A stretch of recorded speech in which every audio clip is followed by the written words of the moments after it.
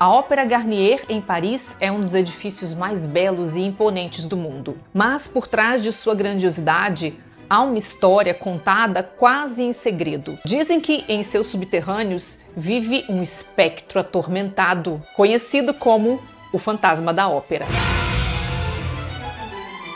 Saudações literárias! Publicado em 1910, O Fantasma da Ópera, do francês Gaston Leroux, é um livro que mistura traços góticos, românticos e policiais, e que transforma o medo em espetáculo. A narrativa se passa na Palais Garnier, um dos teatros mais emblemáticos do mundo e símbolo da grandiosidade cultural de Paris. Graças às ações de seu mais ilustre morador, esse espaço parece ganhar vida própria. Salões, palco, camarotes, bastidores e, sobretudo, os porões da ópera vibram, oscilando entre o deslumbramento e o inquietante. Christine Daae, uma jovem cantora em ascensão, começa a ouvir em seu camarim uma voz belíssima, que parece vir do além, dos espelhos, das paredes. Essa presença invisível, que ela acredita ser o anjo da música, passa a orientá-la com rigor e delicadeza, como um grande e enigmático professor, conduzindo-a a uma incrível evolução no canto. Ao descobrir que Christine ama o jovem Visconde Raoul, essa figura até então etérea revela a sua verdadeira identidade. Movido por amor e por ciúme, ele se apresenta. É o Fantasma da Ópera, sobre quem todos falam com pavor contido. Não se trata de uma lenda, e sim de um homem em carne e osso, que se veste de negro e esconde o rosto sob uma máscara.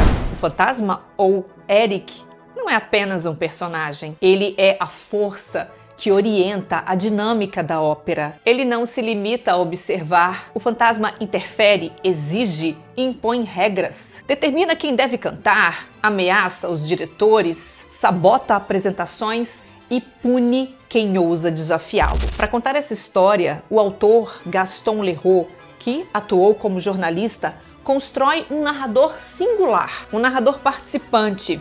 Ele é quase um repórter investigativo, que reúne provas, documentos, depoimentos para nos convencer de que tudo que ele conta aqui realmente aconteceu.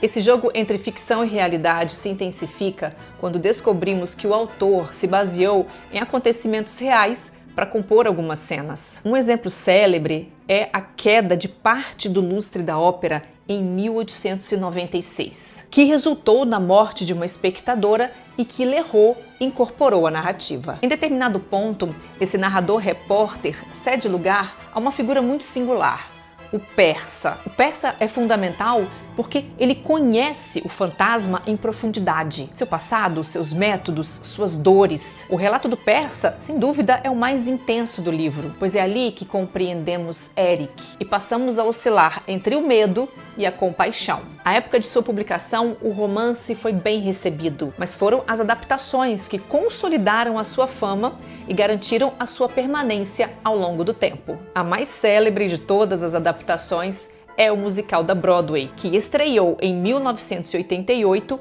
e só saiu de cartaz em 2023, após 35 anos de exibição. Foi a montagem mais longeva da casa. Foram mais de 13.900 apresentações e cerca de 140 milhões de espectadores em todo o mundo. Se considerarmos todas as produções ao redor do mundo, o musical ultrapassa 6 bilhões de dólares em bilheteria global. Um dos espetáculos mais lucrativos da história. O Fantasma da Ópera existiu. Ele foi todo de carne e osso. Fez coisas que nenhum outro homem seria capaz de fazer. Afinal, onde termina o real e começa o fantástico? A chave de leitura mais importante de O Fantasma da Ópera está no próprio fantasma.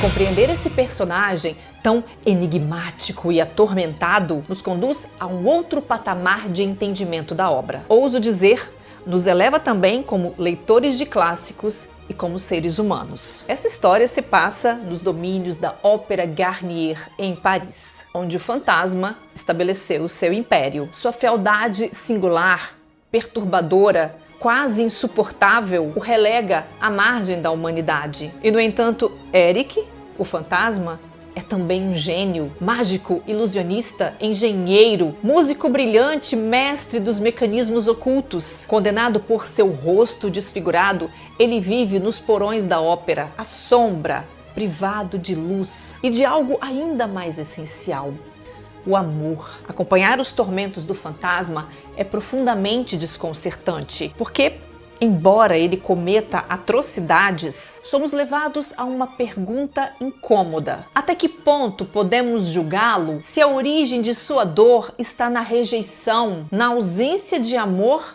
e no preconceito? Em muitos momentos, senti-me como Christine Daae, a jovem cantora por quem Eric se apaixona de forma avassaladora. Ela acolhe, em certa medida, esse sentimento, que mistura desejo, ternura, devoção, mas também controle e domínio. Christine hesita entre o medo e a compaixão, e nós, leitores, fazemos o mesmo.